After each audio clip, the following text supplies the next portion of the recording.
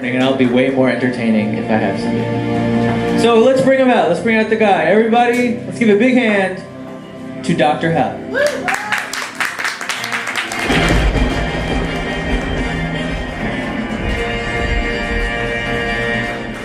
I have been one acquainted with the night. I have walked out in rain and back in rain. I have walked out the farthest city light. I have outwalked the longest city lane. I have dropped by the watchman on his beat and dropped my eyes, unwilling to exclaim.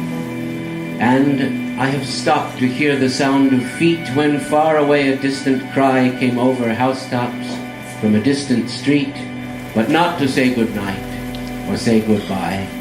And far above at an unearthly height, one luminary clock against the sky proclaims the time is neither wrong nor right. I have been one acquainted with the night.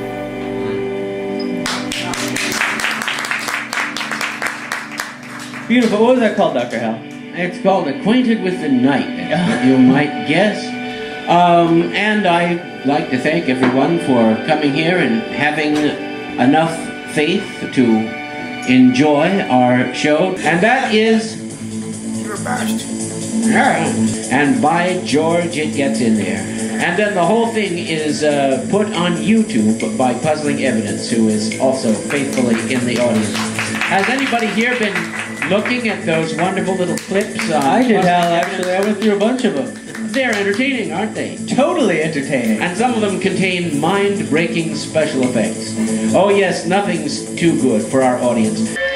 Now you'll have to excuse my pronunciation. Dr. Hal, what can you tell us about the Jejun Society? Uh-oh. Did I say that right? Oh, you said it perfectly. You said it better than I do. I've been broadcasting about it, and they often correct my pronunciation. I tend to say Jejun, which is what I always thought. But their pronunciation is Jejun. And they are, as a matter of fact, a hideous cult which wants to take your brain, turn it into oatmeal, and then stir it around. Maybe add some cinder chopped up bananas or maple syrup. But from this terrible journey, you never recover. They are in a giant skyscraper downtown, in downtown San Francisco, at Kearny and I think California, on the 16th floor. Just go in, or rather don't go in. Don't go up to the 16th floor and take their indoctrination, where they'll put you in a little tiny room and subject you to the evil beamed impulses of the terrible Octavio Coleman, Esquire, head of the Jejun Institute. Go to Dolores Park, the upper part of the park, take a radio, tune it to 107.9 FM, and you'll hear my voice talking endlessly about the Jejun Institute and all the evil that it does. You will also hear a message of hope, because these bad guys are posed by good guys from a place called Elsewhere, who represent the forces of what is known as nonchalance. There are special places all over the Mission, all over San Francisco, where you are directed by my special broadcast, or look it up on the internet, or do whatever, where you can go and, for example, there's the department of sending little tiny letters that are only this big. I don't know what good this does, but they say it does some good. And so if you're interested in sending or receiving tiny mail, you can hear about it in my award-winning broadcast. By the way, I've received a side note from lovely Linda Robertson, and now it's been snatched away by fickle hand. She likes to do that. Well, I was about to include. Yeah, I saw her and the beer there. It's Isn't that clever? They just make you want more by eternal tantalization. Just between you and I. Post office. Repackage. But the small label too small. And send them to sender. Label too small. And yes, but the Elsewhere Public Works Agency has its own convoluted post office. Once you immerse yourself in all this crap, you never get out, and you will be forever entangled in it. but that's not to say it might not be fun. Yes, it's true. If you drop a teensy tiny letter in the mailbox, it will probably be ignored. Just as if you make an enormous letter, yards wide, and fold it up, that too will probably just get all jammed and mangled in the U.S. Postal Service, formerly the U.S. Post Office. Thank you, Dr. Hal. Put a hand for Dr. Hal. Dr. Hal, Yes? will you record my outgoing voicemail message, please? Why, I'd be glad to, but how am I supposed to do this? What is the technical method I'm supposed to use to record it?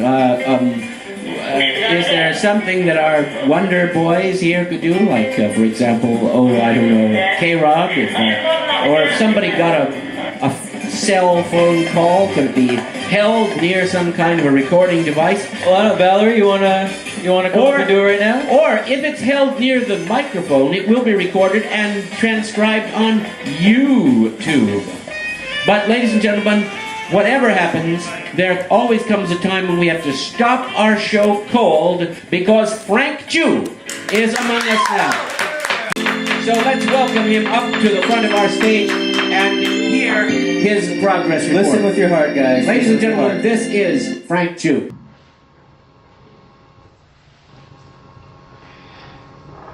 Yes, I guess I already had a chance to get published by the San Francisco Examiner, the San Francisco Chronicle, also filmed by Channel 4 and Channel 7, ABC World News. I was able to tell them about those trillions and trillions of galaxies, about populations in outer space, the other planets with more advanced populations. And it was also about myself as a TV star, the movie star, and about Bill Clinton, Bush, and Cheney involved with serious war crimes across those 12 galaxies of populations guilty of the impeachments. So probably about 2010 or 2012, I'll get a chance to get that impeachment in Washington, D.C., and try to get it all proven and try to sue the CIA for damages for not paying me as a movie star and a TV star too. Frank Chu, ladies and gentlemen. Please have a seat among us, Frank. You're always welcome here at the Ask Dr. Hal Show 2.0 Conversations with Dr. Hal. But anyway, let's get back to the business at hand. We were about to perform an unusual experiment in cross-recording by taking this special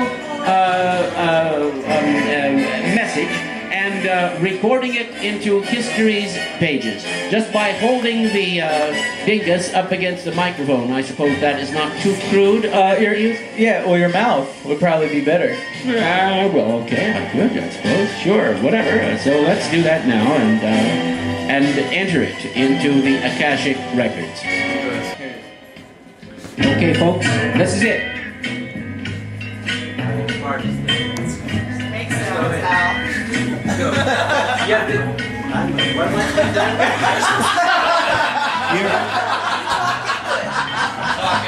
Yes, well, I'm talking now, but we don't want to hear me. We want to hear this unusual message. I'm making it. But I don't even know whose message it is. That it will be confusing to callers when they come up. Oh, Valerie. It's Valerie. Valerie, this is Dr. Hal, or rather anyone who calls Valerie. This is Dr. Hal, and I want you to know that Valerie is not answering the phone for whatever reason is known to her, but not to you. I assure you, she is worth giving a call to. You must not give up, but don't expect to speak to her right now, unless she interrupts this message I'm making, and then you'll have the far greater pleasure of not listening to me, but listening to her as she deigns to answer your call. Thank you so much for your interest in Valerie and calling.